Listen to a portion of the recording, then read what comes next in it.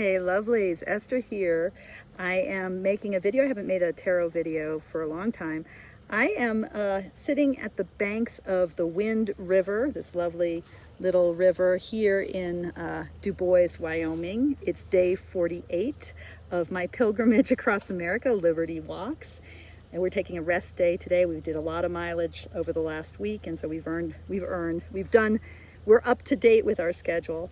And so we're able to pause, which is nice. Everybody needs some time to just let what you've experienced sort of let it sediment down, filter down into the soil of the soul.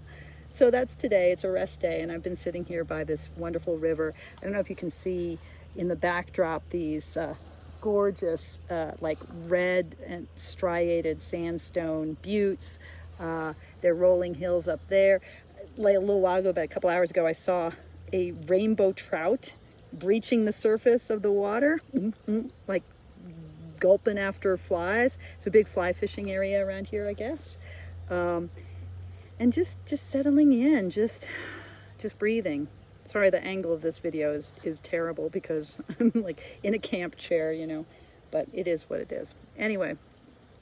And I wanted to, on day 48 of this journey, I wanted to reach out because I've been thinking about a classic story in Buddhism.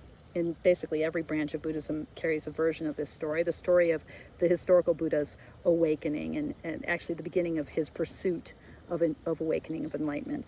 So the story is that Siddhartha, the prince, the heir apparent of the Shakya clan, from the time he was born, his father heard this prophecy that his son would either become this kind of triumphant worldly power, this incredible prince, king, right, carrying on the Shakya clan's might in the world, or he would become a great spiritual leader, a great ascetic, a great renunciator, if that's a word, of the material pleasures of power and rule. And the father, being protective as fathers are, is like, I want the first one, not the second one. I want my son to carry on the family name, etc. I want him to live a life that is comfortable and powerful and productive, etc., etc., etc. I want him to go to college so he can make a good living, right? Anyway, the father did everything he could to make sure that Siddhartha grew up in the lap of luxury, that he never felt any spiritual yearning, that he didn't want for anything, he didn't see anything missing. So Siddhartha grew up just surrounded by comfort and love and all the lovely things of a human life. And yet something felt like it was missing. Having everything he needed was not all that he needed. And so the story goes, he leaves the castle walls as a young man, and he goes out into the world and does this on 4 successive days. And first, as he does it, he sees someone who is, first he sees, the stories are all a little different, but first I think he sees someone who's sick. And he says to his charioteer friend, who hasn't lived so sheltered a life, well, what is that? And the friend says, oh, that's someone who's ill. And Siddhartha goes, oh, there's illness. I didn't know that. And then the next day, he sees someone who's old. He sees someone aged. It's like, what's that? Oh, well, your young sire, that's an old man. People get sick, they grow old. And Siddhartha's like, oh, I didn't know that happened out there. And the next day, he sees a corpse. And he says, oh, what's that? And his charioteer says, oh, that's a dead person. You get sick, you age, and you die. And this happens to all living things. Oh, wow, Siddhartha's kind of blown away. But what is so interesting to me is what happens on the 4th night. That 4th sight he sees. The 4th time he goes out across the castle walls, he sees a mendicant. He sees a holy man who's given up everything and is carrying an alms bowl, is begging. And Siddhartha says, oh, what's that? Oh, that's a mendicant, my lord. That 4th sight inspires something in him. It inspires in him a knowing that there is another way, a knowing that the old age, sickness, and death that is true of all finite beings, that isn't the whole story, that there is also the possibility to aspire toward awakening. That fourth sight, these are all four of these sights are archetypes, are archetypal images, appearances that point to a deeper symbolic and spiritual truth. But that fourth sight and the way that monk in the world, dressed differently or maybe not wearing much at all, holding his beggar's bowl, how that being that Siddhartha saw manifested something that spoke to something very deep in Siddhartha's heart.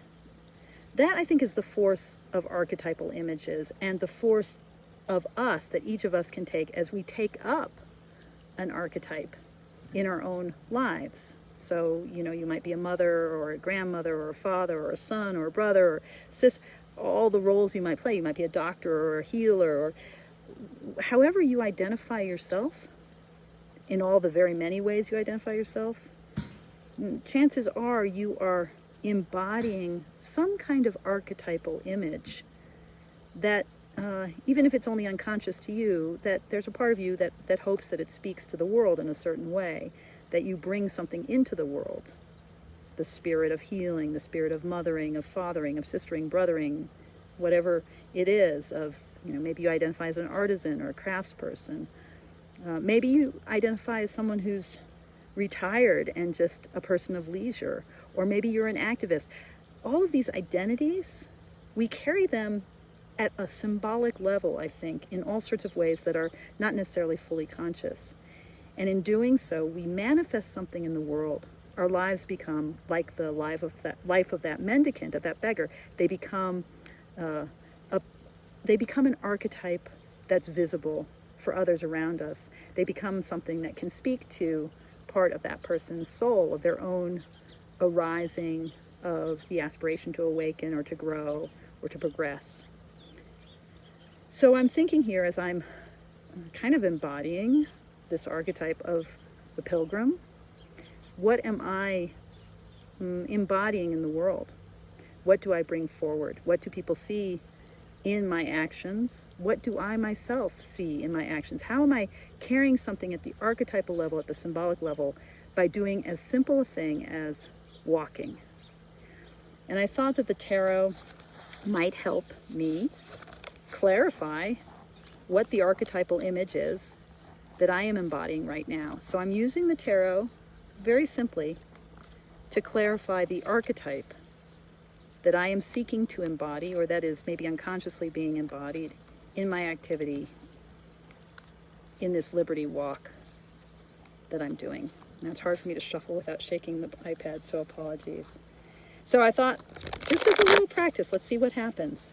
If I ask the deck to help me understand the archetypal image that I'm embodying right now, what am I manifesting in the world?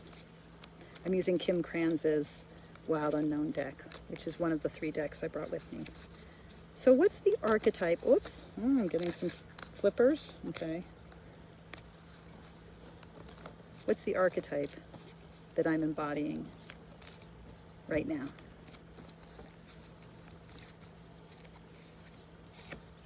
Oh, death. So how does this pilgrimage that I'm on and this pilgrim that I am being in this walk, how does it embody the archetype of death, the birth and the birthing and dying, that all-important 13, that 3 in tarot, which archetypally, that number for me is always about growth, birth, death, the movement, the ceaseless movement of change, life, dying, that movement, that transmutation that happens just with being organic, just with being a part of creation. Whew. So I'm embodying the archetype of death. Interesting. So my encouragement, I don't know if this practice will resonate at all, but I talk, oh, there's 4 of discs. Okay. So maybe I'm embodying a little bit of that too, of the stability and holding of work, of the body, the potential for tightness, the encouragement to release. yeah, so I don't know if this practice will resonate, but I invite you, especially if you're at a time in your life where you're seeking to identify yourself, like, who am I right now? What am I doing? What am I doing with my life? Ask the tarot, what is the archetype that I'm embodying consciously or unconsciously right now? And see what it tells you. All right, I'd love to hear your reactions to it or to this practice. Take good care. And if you want to stay in touch with what I'm doing for the next 3.5 months till the end of November, best way is through the blog on our website, libertywalks.org. Yeah, reach out. In the meantime, the Mindful Tarot community is going strong. Nikki Geddes is kind of holding the helm, holding the boat steady with help from others, and doing a beautiful job bringing to life her vision of Mindful Tarot and the magic that it inspires. Okay, take care all. Thank you so much for your practice. Hope you're doing well.